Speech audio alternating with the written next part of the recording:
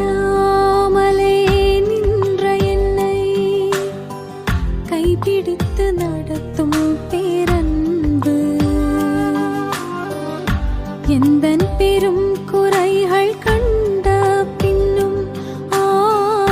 நெஞ்சோடு சேர்க்கும் பேரன்பு ஒன்றுமில்லாமலே நின்ற என்னை கைபிடித்து நடத்தும்